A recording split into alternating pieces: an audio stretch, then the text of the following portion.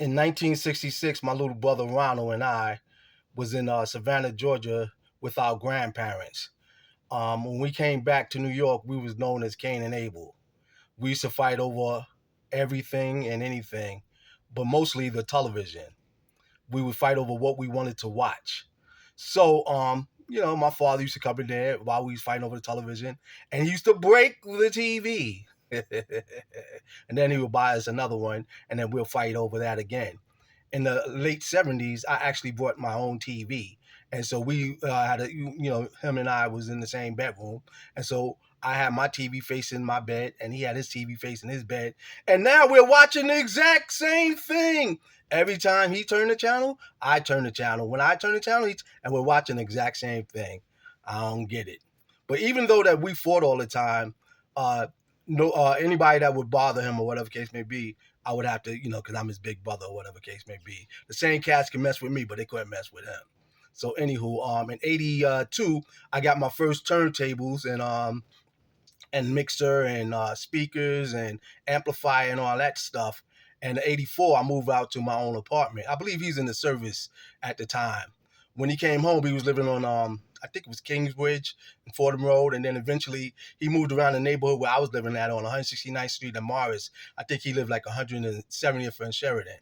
So he used to come to my house and I'd say, Curtis, can you cut these records up for me? So I would cut these records up, and every time he left the house, he would MC and he would leave with a audio cassette. A lot of young people don't know what that is, but that was an audio cassette where you put music on, whatever, and you put it in your boombox and play it. He never left my house without an audio cassette.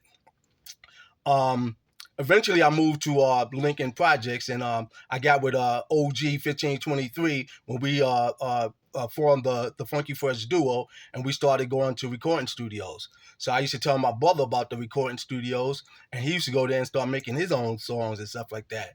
Also to mention, he was a producer. He produced a couple of my songs. He also produced some songs for my two little sisters.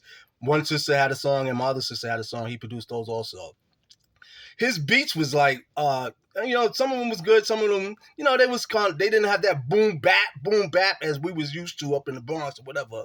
But he was kind of I don't know, they just wasn't. But then maybe about 10 years later I heard uh these songs on the radio, and I'm like, yo, Ron, somebody's stealing your beats, and it was the beginning of the Rough Riders era, and with Swizz Beatz was making all those beats or whatever case can be, which goes to show me my brother was ahead of his time. He was ahead of his time, so he was doing this like 10 years prior, and we couldn't recognize these beats. 10 years later, Swizz Beatz had beats that was similar to his beats. Mm-mm-mm-mm. So anywho, my brother and I, we hung out everywhere. We went a lot of places together. My friends became his friends, and all that stuff, or whatever case may be. In 2021, he passed on, and still feeling the pain of him because as they would say, even though they called us Cain and Abel, and people would say God or whoever, am I my brother's keeper? Yes, I am. And my brother was also my friend. May you continue to rest in peace, little brother, and happy birthday in heaven. Your big brother Curtis. Love you. Peace.